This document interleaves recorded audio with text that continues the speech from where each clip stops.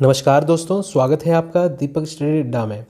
इस वीडियो में मैं पॉलिटी का एक इम्पॉर्टेंट टॉपिक स्थानीय स्वशासन यानी कि लोकल सेल्फ गवर्नमेंट, पंचायती राज, ठीक है। तो पंचायती राज को कवर करूंगा। जितने भी इंपॉर्टेंट क्वेश्चंस बन सकते हैं, जितनी इंपॉर्टेंट इनकी समितियां थी इससे रिलेटेड, वो सारे के सारे जो क्वेश्चन ज़्यादातर एग्जाम में पूछे जाते हैं वो इस वीडियो में मैं कवर करूँगा। तो चलिए शुरुआत करते हैं। जो स्थानीय स्वशासन है यानी कि क्या है, लोकल सेल्फ गवर्नमेंट है, इस बात का कॉन्सेप्ट कौन लेके आए थे? Lord Ripon. लॉर्ड रिपन को father of local self government कहा जाता है। तो वर्ष 1882 में लॉर्ड रिपन के शासन के कार्यकाल में स्थानीय स्तर पर प्रशासन में लोगों को सम्मिलित करने के कुछ प्रयास किए गए एवं जिला बोर्डों की स्थापना की गई। इस बात का उन्होंने एक्सपेरिमेंट किस जगह किया था? सबसे पहले मद्रास में। सबसे पहले इस बात का इन्होंने क्या है, कहाँ ट्राई किया था? मद्रास में, ठीक है, लॉर्ड रिपन ने। ठीक है, कब? 1882 में। लोकल सेल्फ गवर्नमेंट, ठीक है। तो काफ़ी इंपॉर्टेंट है ये कि लोकल सेल्फ गवर्नमेंट की शुरुआत किसने करी थी? लॉर्ड रिपन ने 1882 में। और इस बात का उन्होंने क्या है, प्रयास सबसे पहले कहाँ किया? मद्रास, ठीक है। अब क्या है, इसकी कुछ समितियाँ देख लेते हैं जो इंपॉर्टेंट है पंचायती राज से। पंचायती राज से तो पहली समिति है बलवंत राय मेहता समिति।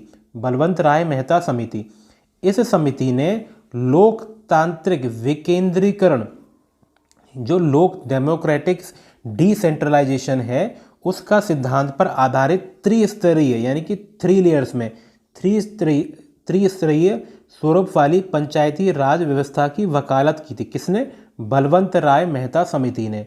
उन्होंने सुझाव दिया कि त्रिस्तरीय व्यवस्था इस प्रकार होगी: ग्राम पंचायत ग्राम स्तर पर, पंचायती समिति प्रखंड स्तर पर और जिला परिषद जिला स्तर पर। तो 3 स्तर कौन से हैं? ग्राम पंचायत, ठीक है, पंचायती समिति प्रखंड स्तर पर और जिला परिषद जिला स्तर पर, ठीक है। तो 3 तरह की क्या है, इन्होंने लेयर बताई हैं, ठीक है। आगे देख लेते हैं। 2 अक्टूबर 1959 को स्वयं प्रधानमंत्री जवाहरलाल नेहरू ने राजस्थान के नागौर जिले में प्रजातांत्रिक विकेंद्रीकरण की योजना का सर्वप्रथम औपचारिक शुभारंभ किया था, ठीक है। तो सबसे पहली बार जो पंचायती राज किस जगह लगी थी? राजस्थान के नागौर जिले में। और राजस्थान के नागौर जिले के बाद कहाँ पर? आंध्र प्रदेश में। तो ये पहली 2 जगह आपको पता होनी चाहिए, ठीक है। तो क्वेश्चन ऐसे करके पूछ लेता है, 2 स्टेट पूछ लेता है, राजस्थान और एमपी, राजस्थान और यूपी, राजस्थान और आंध्र प्रदेश। तो कंफ्यूज नहीं होना, राजस्थान और आंध्र प्रदेश में। सबसे पहले राजस्थान 2 अक्टूबर 1959, फिर आंध्र प्रदेश, ठीक है। आगे देख लेते हैं। नेक्स्ट है अशोक मेहता समिति। अशोक मेहता समिति कब? 1977, ठीक है। इन्होंने क्या कहा? पंचायती राज संस्थाओं पर विचार करने एवं पंचायती राज को और अधिक प्रभावी बनाने के लिए 1977 में अशोक मेहता समिति गठित की गई।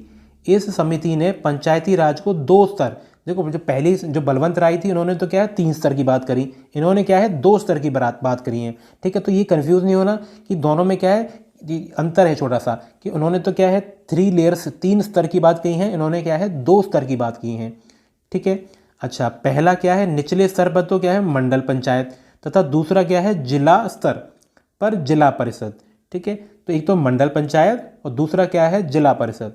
अशोक मेहता की समिति की सिफारिशों को देश की राजनीतिक अस्थिरता के कारण लागू नहीं किया जा सका, ठीक है। आगे देख लेते हैं। जीवी के राव समिति। जीवी के राव समिति, इन्होंने क्या कहा? देखो यहाँ पे क्या ना, एक तो क्या है क्वेश्चन कैसे बनता है, पहली चीज़ तो ये है कि इनके बारे में डिटेल में थोड़ा सा पूछ ले कि किस में 3 लेयर की बात की है, किस में 2 लेयर की बात की है। या ऐसे पूछ सकता है कि हमें कुछ संस्थाएं दे रखी होंगी, कुछ समितियां दे रखी होंगी, हमें पहचानना है कि कौन सी क्या है पंचायती राज से रिलेटेड है, या कौन सी समिति क्या है किस साल में बनी थी, ठीक है।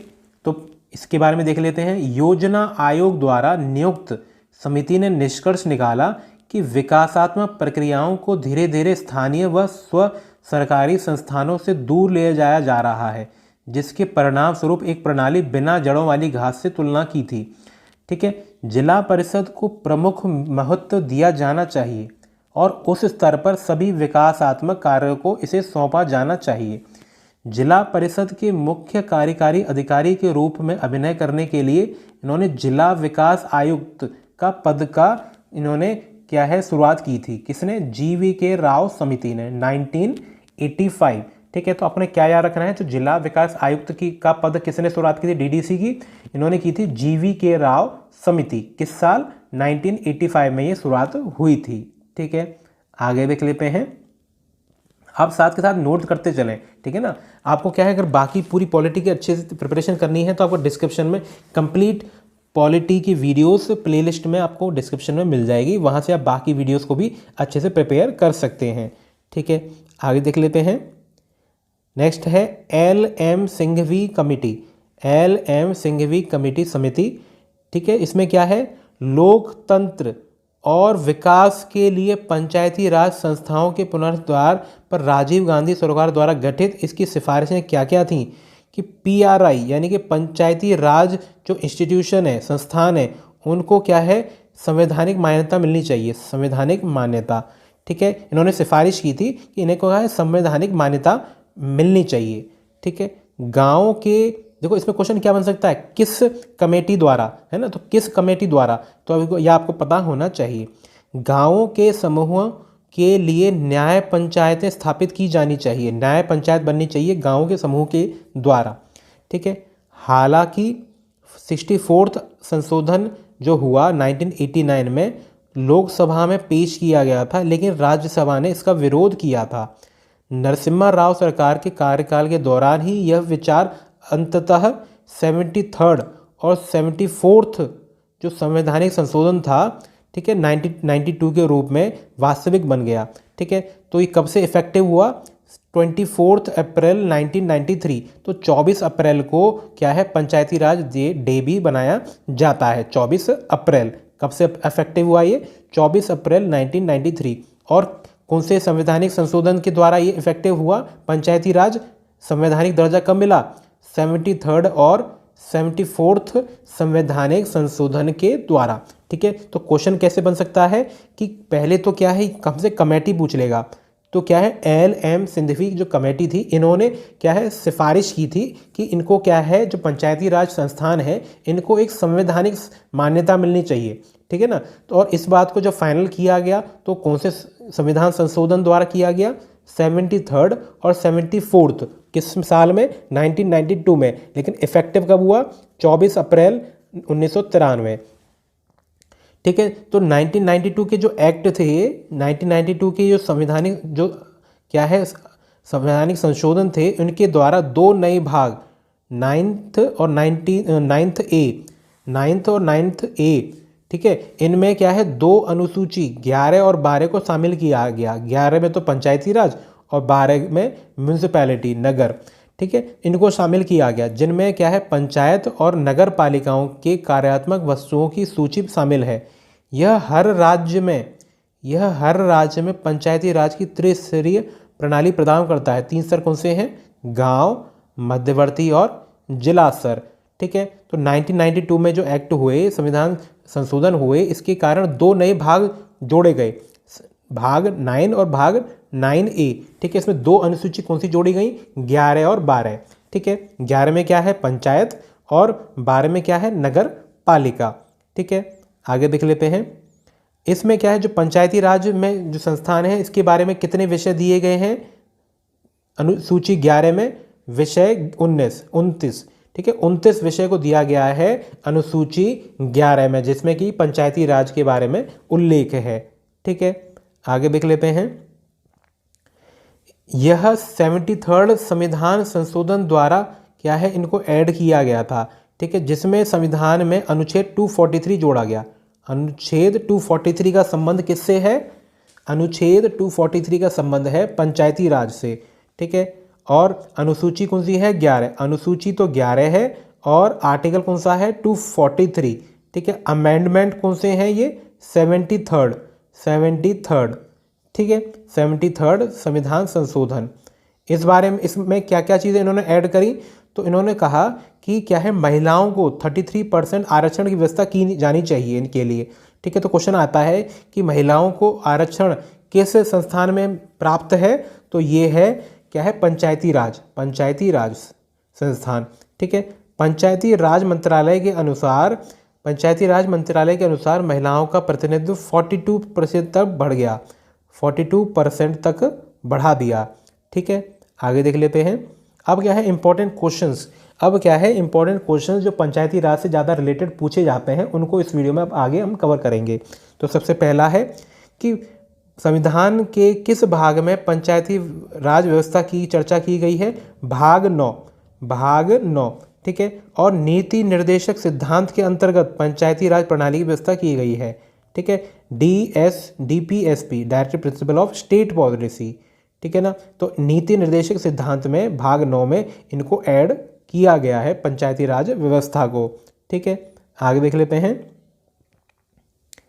भारतीय संविधान के किस भाग में नगर पालिकाओं के संबंध प्रावधान है? भाग 9, भाग 9 में ही तो पंचायती राज और भाग 9 में ही तो क्या है नगर पालिका, लेकिन नगर पालिका को 9 में यूज किया गया है, 9 ठीक है, संविधान के किस भाग में ग्राम पंचायत की स्थापना की बात कही गई है? भाग 4। ठीक है, इनकी स्थापना की बात तो भाग 4 में कही है, लेकिन स्थापना के बाद इनके जो उल्लेख है वो भाग 9 में है। ठीक है, आगे देख लेते हैं। भारतीय संविधान का कौन सा अनुच्छेद राज्य सरकारों को ग्राम पंचायत को संगठित करने का निर्देश देता है? तो अनुच्छेद 40। ठीक है, अनुच्छेद 40 भारतीय संविधान का वो भाग है जिसमें क्या है राज्य सरकारों को ग्राम पंचायतों को संगठित करने का निर्देशन दिया जाता है। संविधान की 11वीं सूची किससे संबंधित है? पंचायती राज, पंचायतों का कार्यक्रम। और इसमें कितने विषय हैं, कितने कर्तव्य दिए गए हैं? 29 विषयों पे इन्हें काम करना है। 11वीं अनुसूची संविधान की पंचायती राज। पंचायती राज प्रणाली किस पर आधारित है? सत्ता के विकेंद्रीकरण पर, सत्ता के विकेंद्रीकरण पर, डिसेंट्रलाइजेशन। पंचायती राज कौन प्रदान करता है? पंचायती राज क्या प्रदान करता है? पंचायती राज क्या प्रदान करता है? स्थानीय स्तर पर लोकतांत्रिक प्रशासन, स्थानीय स्तर पर लोकतांत्रिक प्रशासन प्रदान करता है पंचायती राज। पंचायती राज का प्रधान रक्षा क्या है? प्रधान रक्षा क्या है? ग्राम वासियों में शक्ति का विकेंद्रीकरण, ग्राम वासियों में शक्ति का विकेंद्रीकरण होना चाहिए, ये पंचायती राज का प्रधान उद्देश्य है। ठीक है, पंचायती राज का मुख्य उद्देश्य क्या है? पंचायती राज का मुख्य उद्देश्य क्या है? जनता को विकास मूलक प्रशासन में भागीदारी योग्य बनाना। ठीक है, भागीदारी योग्य बनाना। 73rd संविधान संशोधन का संबंध किससे है? पंचायती राज, पंचायती राज कब? 1992 में ये हुआ था। ठीक है, किस संवैधानिक संशोधन द्वारा पंचायती राज संस्थानों को संवैधानिक दर्जा प्राप्त है? 73rd। ठीक है, आगे देख लेते हैं। 73rd संविधान संशोधन द्वारा क्या है किस अनुसूची में जोड़ा गया था? 11वीं अनुसूची, 11वीं अनुसूची में पंचायती राज की व्यवस्था की गई है। ठीक है ना, और 73rd अमेंडमेंट द्वारा ये हुई है। 73rd अमेंडमेंट के द्वारा क्या है कितने विषय, कितने कार्य सौंपे गए हैं? 29 कार्य इनको सौंपे गए हैं पंचायती राज संस्थाओं को। ठीक है, आगे देख लेते हैं।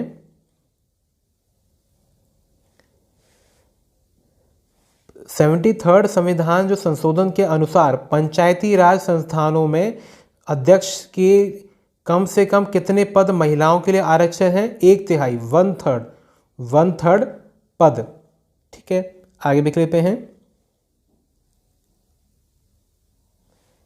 73rd जो संविधान संशोधन के प्रावधानों को समाज के किस वर्ग को सत्ता हस्तांतरण की दृष्टि से ऐतिहासिक कदम माना गया?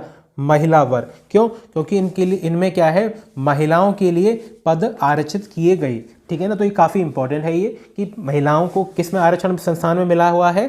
पंचायती राज में। ठीक है, 73rd संविधान संशोधन द्वारा पंचायती राज संस्थान के चुनावों के लिए किस प्रकार का चुनाव का प्रावधान है? प्रत्यक्ष एवं गुप्त मतदान, प्रत्यक्ष एवं गुप्त मतदान, इस तरह का चुनाव का प्रावधान है पंचायती राज संस्थानों में। ठीक, आगे देख लेते हैं। पंचायत के विघटन के उपरांत कौन सी समय अवधि नए चुनाव कराने के लिए हेतु होती है? 6 महीने, 6 महीने। पंचायत का एक बार विघटन हो जाए उसके बाद 6 महीने में चुनाव कराने जाने होने चाहिए।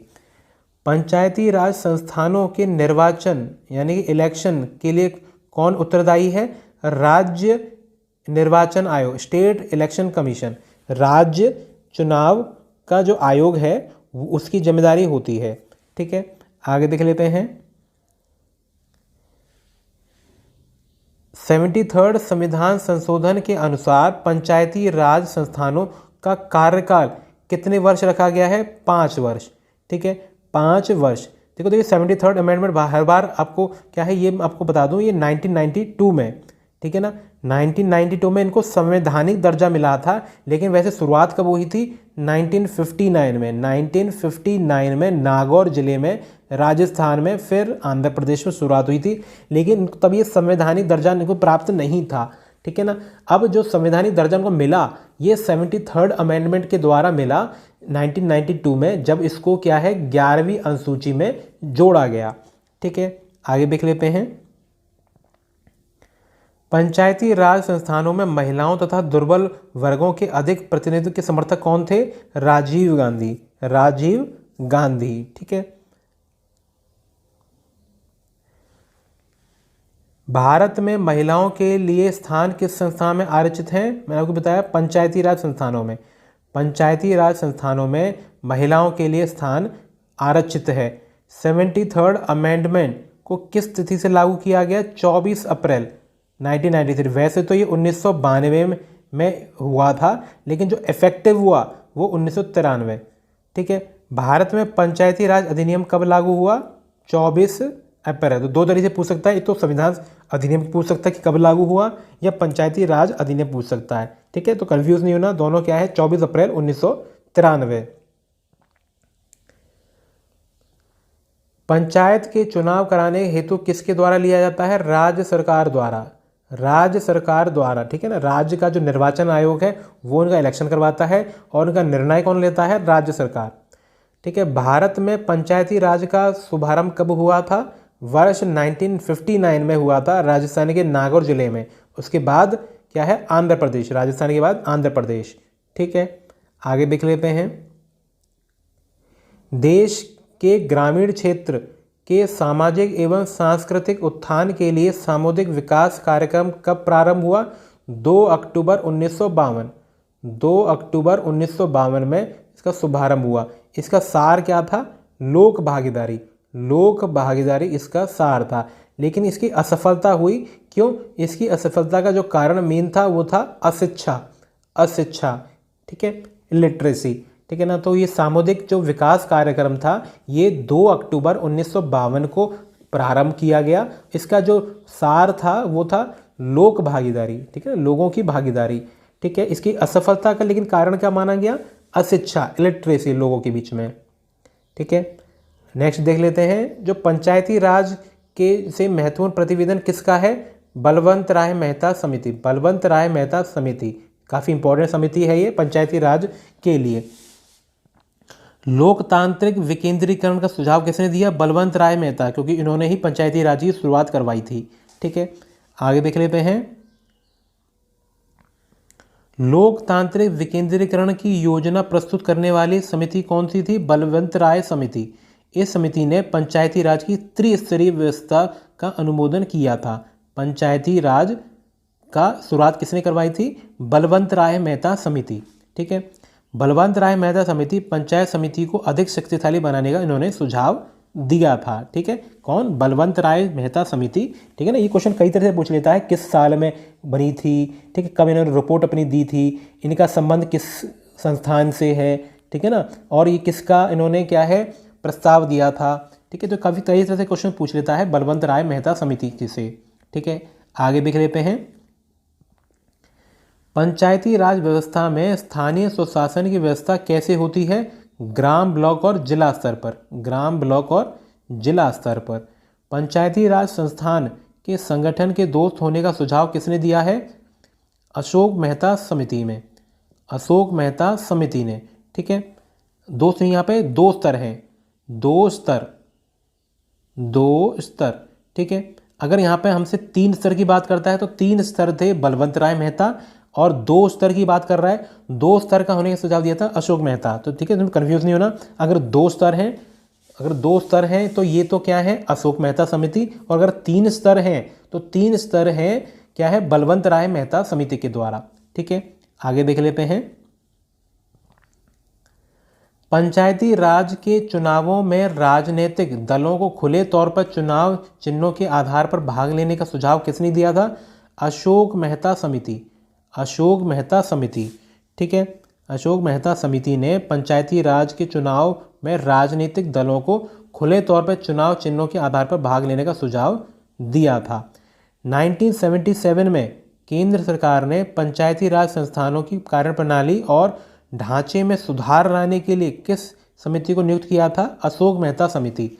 अशोक मेहता समिति 1977, ठीक है ना। ये क्या है, जो पंचायती राज संस्थान के जो कार्यप्रणाली थे उनके कार्य में सुधार लाने के लिए समिति का गठन किया गया था। ठीक, आगे देख लेते हैं। बलवंत राय मेहता समिति की अनुशंसा के आधार पर किस वर्ष में पंचायती राज व्यवस्था की लागू कर दिया गया? 1958 में, ठीक है। 1957 में तो ये समिति बनी थी, ठीक है। बलवंत राय मेहता समिति कब बनी थी? 1957 में, ठीक है। और ये क्या है ना, रिपोर्ट पेश करी अपने 1958 में, लागू किया 1958 में। लेकिन पहली बार किस जगह लागू हुआ था? 1959 में, नागौर जिले में, राजस्थान के नागौर जिले में। ये साल में कन्फ्यूज़न नहीं होना, ठीक है ना। 57 में तो बलवंत राय मेहता समिति बनी थी, इन्होंने फिर रिपोर्ट पेश करी क्या है 1958 में। लेकिन सबसे पहली बार किसी जगह पर लागू हुआ, नागौर में, 1959 में। अशोक मेहता समिति, लेकिन 2 स्तरों की बात कही है इन्होंने, ठीक है। ये कौन से हैं? मंडलीय पंचायत और जिला परिषद। मंडलीय पंचायत और जिला परिषद की इन्होंने 2 स्तरों की बात कही है अशोक मेहता समिति ने। अशोक मेहता समिति ने किन दो स्तरों की बात कही है? मंडलीय पंचायत और जिला परिषद, ठीक है। अशोक मेहता समिति किससे संबंधित है? पंचायती राज। बलवंत राय मेहता समिति किससे संबंधित है? पंचायती राज, ठीक। बलवंत राय मेहता समिति कब थी? 1957। और अशोक मेहता समिति कब थी? 1977, ठीक है। आगे देख लेते हैं। पंचायती राज संस्थान में निम्न स्तर, सबसे छोटा स्तर किसका है? ग्राम सभा व पंचायत का। और उच्चतम स्तर किसका है? जिला परिषद। उच्चतम स्तर तो जिला परिषद और निम्न स्तर ग्राम सभा व पंचायत। पंचायती राज की आधारशिला क्या है? फाउंडेशन क्या है? वो है ग्राम सभा। ग्राम सभा। पंचायती समिति का मुख्य निष्पादक कौन है? खंड विकास अधिकारी। खंड विकास अधिकारी, ठीक है। पंचायती राज किस सूची का विषय है? राज्य सूची का। पंचायती राज किस सूची का विषय है? किस लिस्ट का विषय है? स्टेट लिस्ट, ठीक है। आगे देख लेते हैं। यह कहता है कि ग्राम में 1/3 सीटें महिलाओं के लिए आरक्षित होनी चाहिए। 73rd संशोधन 1992, जिसके कारण संविधान में हमें क्या है, एक संविधानिक संशोधन, संविधानिक दर्जा किसको मिला था? पंचायती राज को। 73rd अमेंडमेंट 1992, महिलाओं के लिए सीट आरक्षित पंचायती राज संस्थानों में, ठीक है। पंचायत स्तर पर राज्य सरकार का प्रतिनिधित्व कौन करता है? पंचायत सेवक। पंचायत सेवक, ठीक है। पंचायत चुनाव के लिए उम्मीदवारों की न्यूनतम एज, मिनिमम एज क्या होनी चाहिए? 21 वर्ष। ये काफ़ी इंपॉर्टेंट है। कितनी साल उम्र होनी चाहिए? कम से कम 21 वर्ष। किसके लिए? उनके चुनाव के लिए उम्मीदवारों का, ठीक है। चुनाव के लिए जो उम्मीदवार हैं उनके लिए मिनिमम एज 21 साल होनी चाहिए। पंचायती राज संस्थान के अधिकतम आय का जो स्रोत है, सोर्स ऑफ इनकम, वो है सरकारी अनुदान। सरकारी अनुदान, ठीक है। तो ये थे इम्पॉर्टेंट क्वेश्चंस जो कि क्या है, पंचायती राज यानी कि क्या है, स्थानीय स्वशासन से रिलेटेड जो क्वेश्चंस बन सकते हैं इंपॉर्टेंट, ठीक है ना। कि पहली बार कब किस जिले में हुआ था, कौन सी समिति रिलेटेड है, ठीक है ना। तो जितने इंपॉर्टेंट क्वेश्चंस हैं वो इस वीडियो में मैंने कवर किए हैं, ठीक है। कम से कम आप 2-3 बार इस वीडियो को एक बार देखेंगे तो आपको ये संग के संग रिवाइज हो जाएंगी। तो चलिए, थैंक्स फॉर वॉचिंग।